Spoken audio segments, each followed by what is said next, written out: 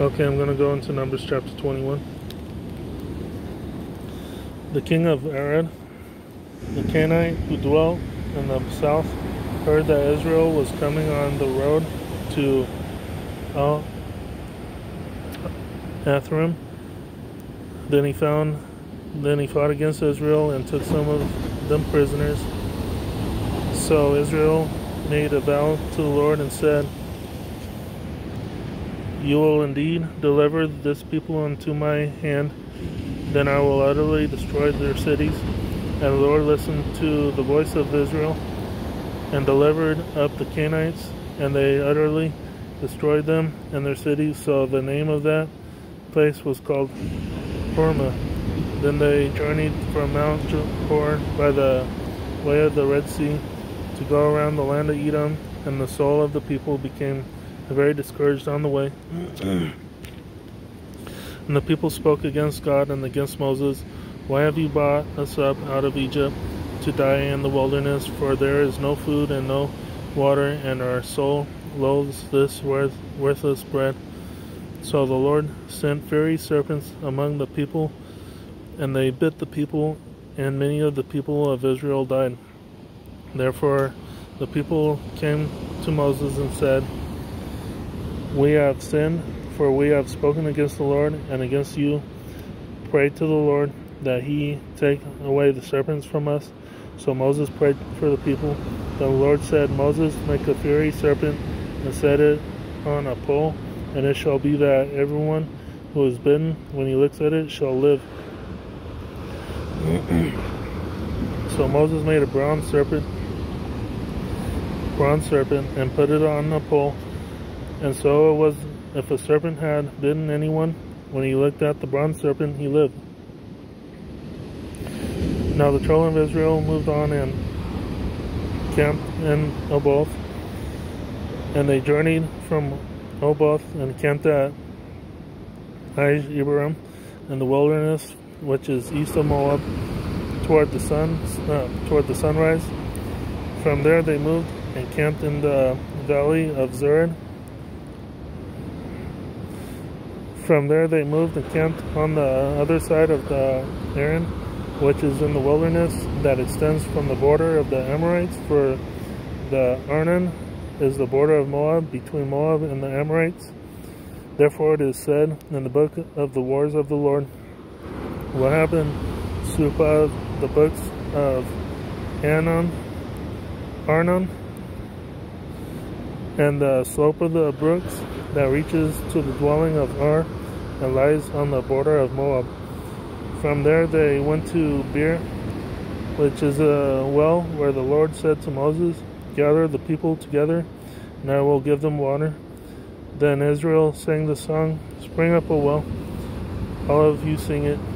The well the leaders sank, dug by the nation's nobles, by the lawgiver with their staves. And from the wilderness they went to Mattanah, from Mattanah to Nahaliel, from Nahaliel to Bamoth, and from Bamoth and the valley that is in the country of Moab, to the top of Pisgah, which looks down on the wasteland. Then Israel sent messengers to Sihon, king of the Amorites, saying, "Let me pass through your land. We will not turn aside into fields or vineyards. We will not drink water from wells. We will go by the king's highway until we have passed through your territory." But Sihon would not allow Israel to pass through his territory. So Sihon gathered all his people together and went out against Israel in the wilderness, and he came to Jahaz and fought against Israel. Then Israel defeated him with the edge of the sword and took possession of his land from the Arnon to the Jabbok, as far as the people of Ammon. For the border of the people of Ammon was fortified.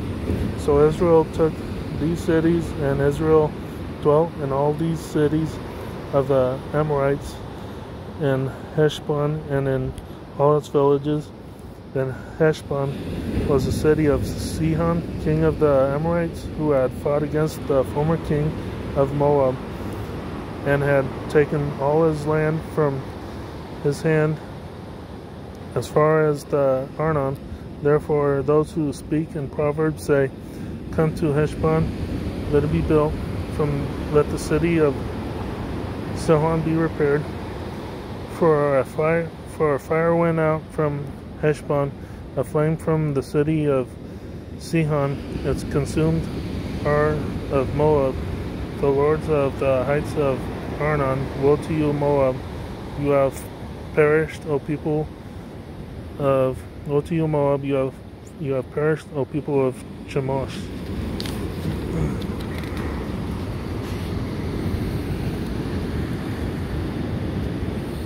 He has given his sons as fugitives and his daughters into captivity to Sihon, king of the Amorites, but we have shot at them. Heshbon has perished as far as Dibon. Then we laid waste as far as Nopah, which reaches to Medeba. Thus Israel dwelt in the land of the Amorites. Then Moses sent to spy out Jazer, and they took its villages and drove out the Amorites who were there. And they turned and went up by the way to Bashan.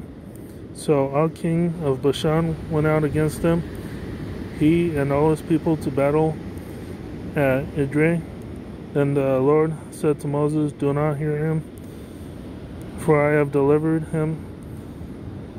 Do not fear him, for I have." Then the Lord said to Moses, "Do not fear him, for I have delivered him into your hand with all his people and his land, and you shall do to him as you did to Sihon, king of the Amorites, who dwelt at Heshbon."